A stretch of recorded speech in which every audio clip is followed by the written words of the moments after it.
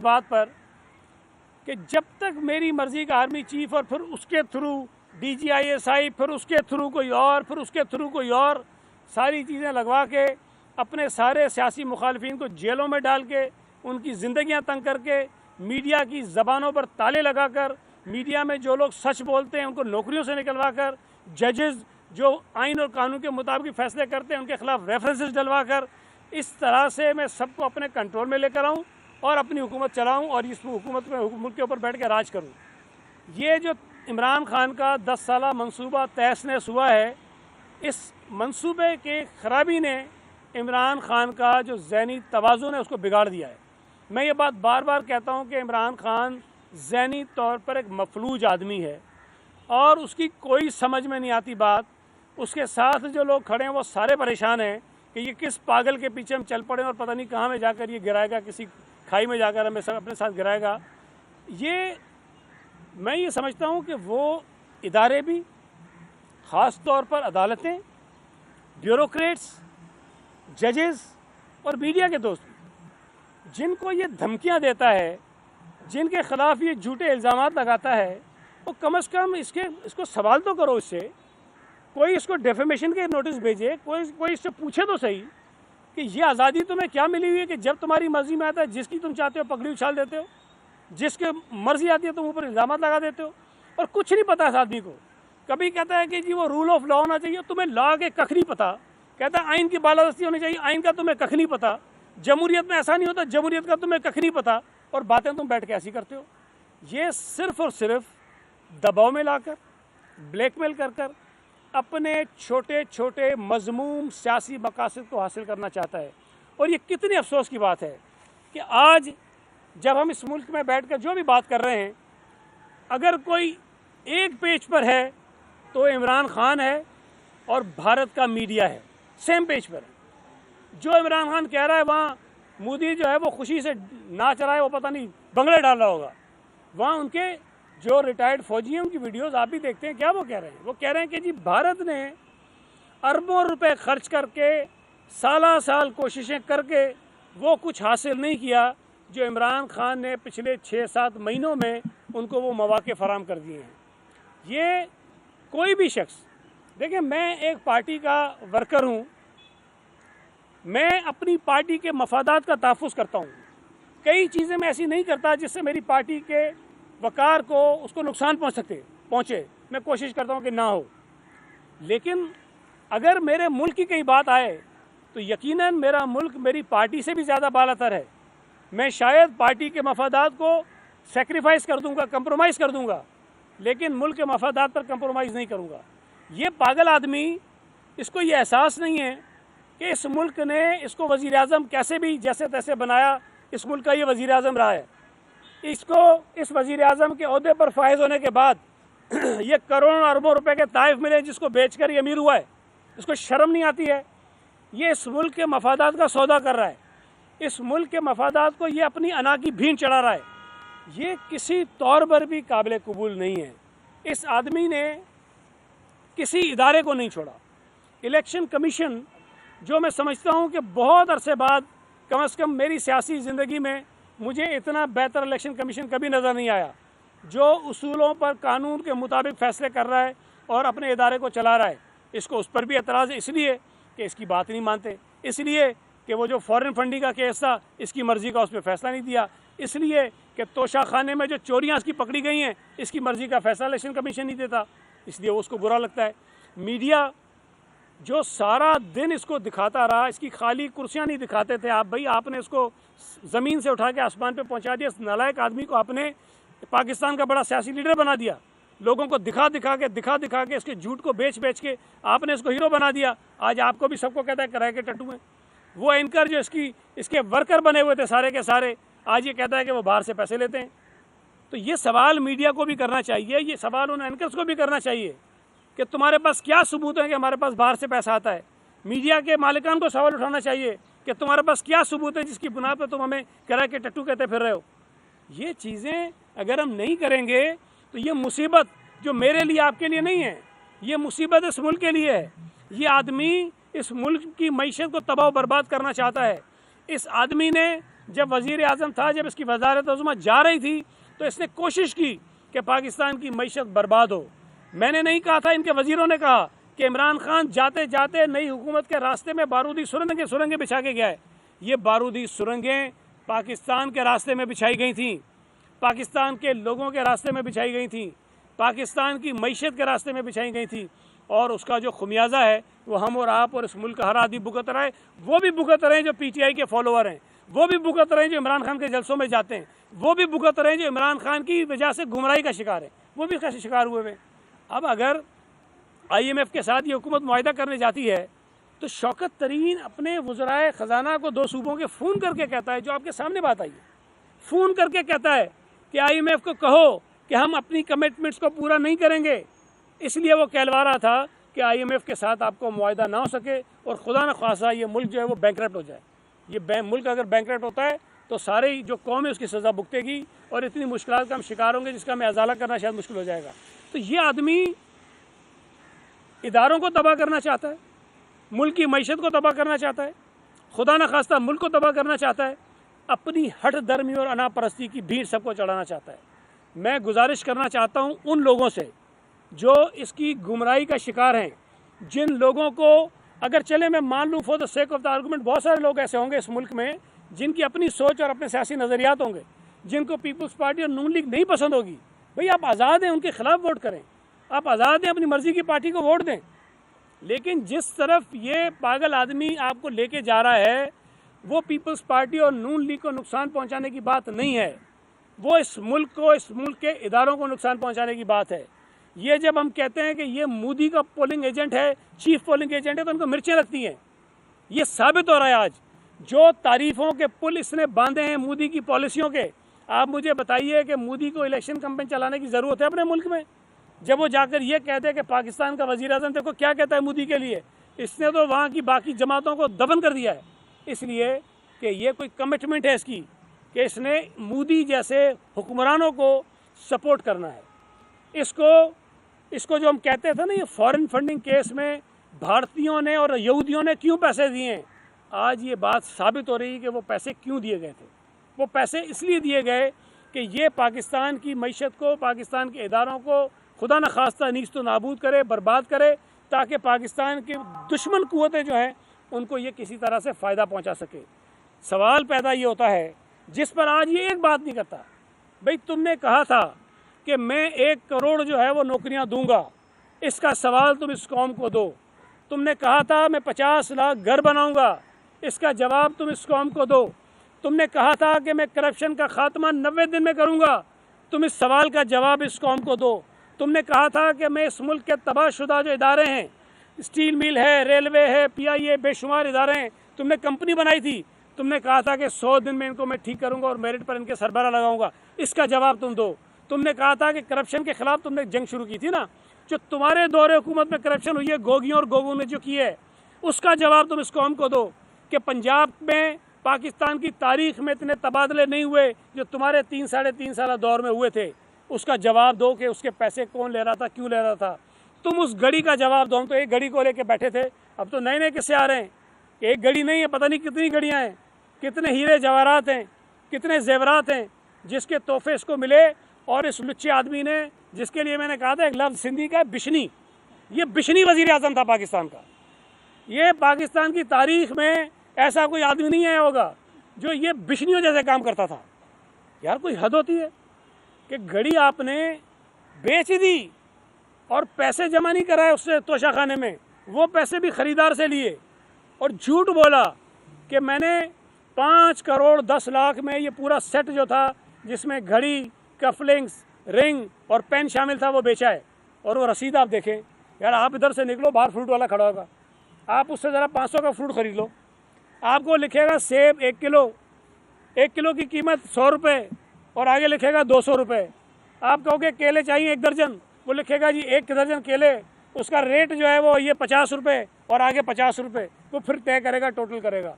इसने 5 करोड़ 10 लाख का सौदा कर दिया हीरे जवाहरात से जड़ी हुई चीज़ों का। और वो आप रसीद तो देखो, सिर्फ ये लिखा है ये चीज़ें 5 करोड़ 10 लाख। यार कोई सब्ज़ी वाला ऐसा रसीद नहीं देता कोई फ्रूट वाला ऐसी रसीद नहीं देता, कोई परचून की दुकान वाला ऐसी रसीद नहीं देता। और ये तुमने जो है वो 5 करोड़ 10 लाख की रसीद दिखा दी लोगों को, तुमने पता नहीं अपनी तरह चवल समझा हुआ है। और फिर दिलचस्प बात ये है कि तोशा खाने में जो उसकी वैल्यू तय हुई थी, जो निकाली उन्होंने, वो 10 करोड़ निकाली। अब तोशा खाने की वैल्यू 10 करोड़ है और ये आदमी बेच रहा है 5 करोड़ 10 लाख में। और उस दुकान की हालत भी आपके मीडिया वालों ने दिखाई है, वो दुकान तो जाके देखो। उसके पास आप जाओगे ना, मुझे 10,000 की घड़ी बेचनी है, तो कहेगा ठहरो यार मैं 10,000 कहीं से लेके आ जाऊँ। उस दुकान पे 5 करोड़ 10 लाख रुपए का सौदा हुआ है। मतलब झूठ इतना बोला है इन्होंने, झूठ इतना बोला है कि जो अब इनसे संभल नहीं रहा है। और अब वो चीज़ें खुल के आ रही हैं।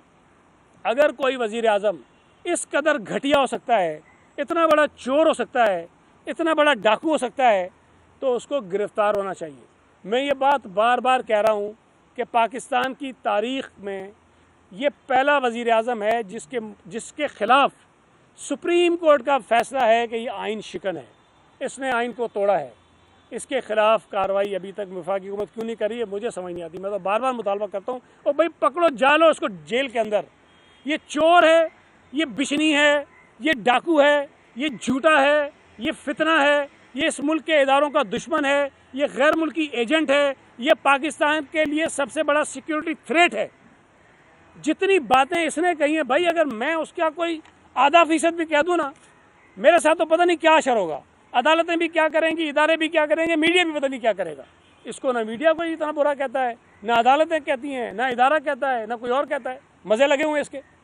अगर इतनी आसानी देंगे आप इसको, ये इतनी बकवास करने की इसको छूट होगी, तो ये इतनी बकवास करता रहेगा, अपने गैर मुल्की आकाओं को खुश करता रहेगा।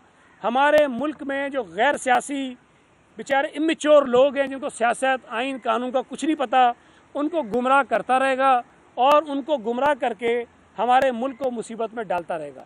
तो ये इस वक्त का तकाजा है कि इसको पकड़ें, 1 हफ्ता इसको जेल में डालें, 1 हफ्ता इसकी खुराक बंद करें। आप देखें ये तड़पता रहेगा मछली की तरह, ये सारे सच बोलेगा, ये रोएगा, ये पीटेगा, ये आपको बताएगा कि इसको कहाँ कहाँ से पैसे आ रहे थे, कौन कौन इसको पैसे दे रहा था और कौन कौन इसको पढ़ा रहा था कि तुमने क्या करना है और क्या कहना है। इसमें इतना दिमाग नहीं है कि ये सारी चीज़ें कर सके, ये फारिग आदमी है दिमाग से। तो इसके ख़िलाफ़ कार्रवाई होनी चाहिए और मुल्क दुश्मनी की जो हरकतें इसने की हैं, लोगों को इबरत का निशान बना के इसको पेश करना चाहिए, ताकि किसी और पाकिस्तानी को पाकिस्तान के ख़िलाफ़, पाकिस्तान के इदारों के ख़िलाफ़ इस किस्म की घटिया मुहिम जो नहीं चलानी चाहिए। बहुत शुक्रिया।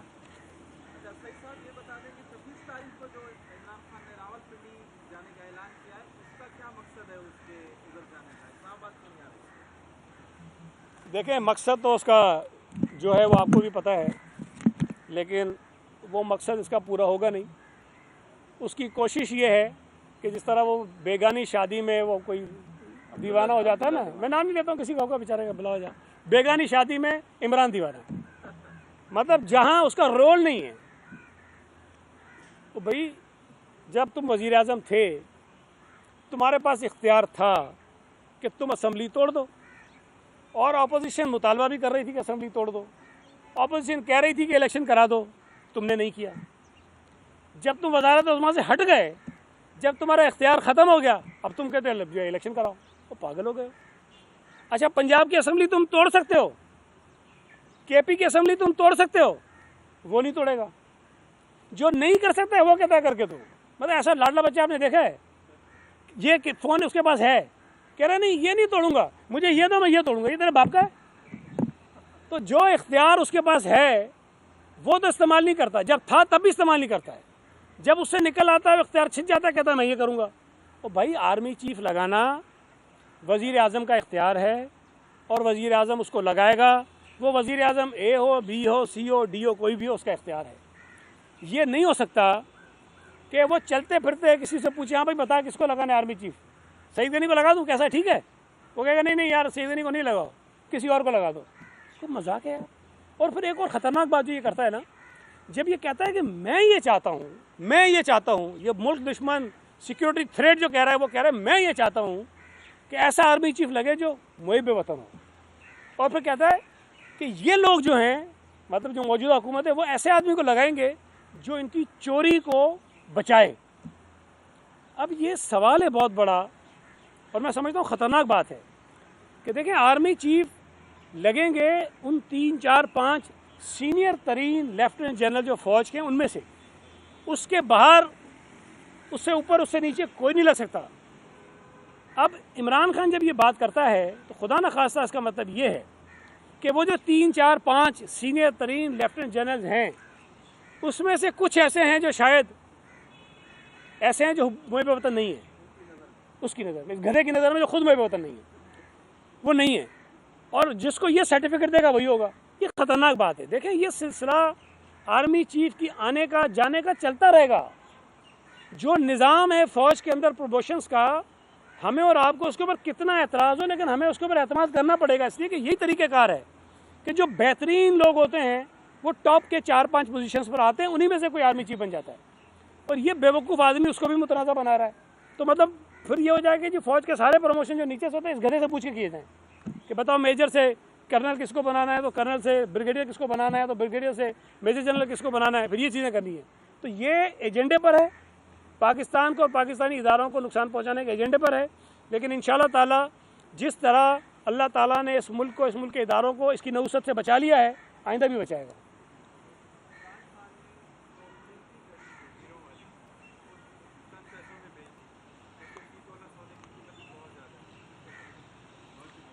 देखें इसमें नहीं सवाल किया तो मैं कुछ और कर देता हूँ, इजाफा फिक्र नहीं करें, कुछ और आपको एडिशनल चीज़ें दे देता हूँ। देखें इसकी दिलचस्प बात क्या है, आपने सही कहा, उसने कम पैसों में बेची। यार वो एक क्लिप बड़ा ज़बरदस्त चल रहा है, वो पता नहीं कब का था, किसी शो का। वो घड़ी चोरी करता है, वो बेच देता है, फिर उसको पता चलता है वो घड़ी कीमती है तो कहता है कि मुझे मारो। तो कहते हैं क्यों मारे, कहता है यार मुझे नहीं पता था इतनी कीमती घड़ी है। तो इमरान खान भी ये गोगी को और बुशरा बीबी को और जो 2-4 जो इसमें जिनके नाम आ रहे हैं, मुझे नहीं पता ये क्या था, वो जो एहतसाब वाला शहजाद अकबर, ये जुल्फ़ी, अब या तो इन्होंने बीच में से टॉप मारी है या फिर ये कि इसको चूना लगाया है। अब ये उनको भी कह रहा होगा क्या कि मुझे मारो। ओ यार 2 अरब रुपये की घड़ी और सेट था, तुमने मुझे 28 करोड़ में बिकवा दिया। और एक और इसमें जो ख़तरनाक, जो बड़ी दिलचस्प बात है कि इमरान खान, आपको पता है ना एमनेस्टी स्कीम से कितना ख़िलाफ़ था कि एमनेस्टी तो चोर लेते हैं, डाकू लेते हैं, काले पैसे को, धन को सफ़ेद करते हैं। ये अप्रैल में घड़ी बिकती है और मई के महीने में इमरान नाजी एमनेस्टी स्कीम एक डिक्लेयर करता है, अनाउंस करता है, और उसी एमनेस्टी स्कीम के तहत ये गोगी साहिबा जो हैं ये 33 करोड़ रुपए अपने डिक्लेयर करती हैं। अब अगर आप थोड़ा सा कनेक्ट करें चीज़ों को, तो वो पैसा जो ये तो एक सेट था जो 28-30 करोड़ का बेचा गया, कुछ और पैसे भी होंगे। तो वो ना सिर्फ ये कि वो पैसा इन्होंने हथियाया, बल्कि उस पैसे को इन्होंने प्रोवाइड करने के लिए एक एमनेस्टी स्कीम भी जारी की।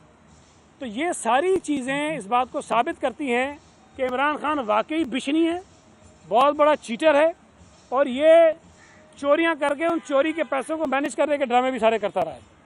थैंक यू जी।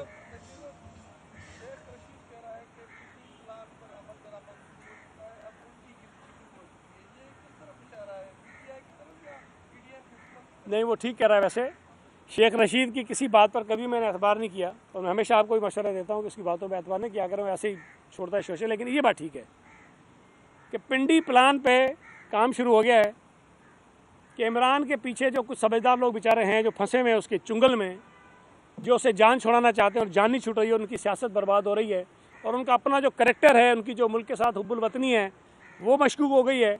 तो उन्होंने ये पिंडी प्लान बनाया कि इमरान खान को जलीलो ख्वार करके किस तरह सियासी मैदान से निकालें।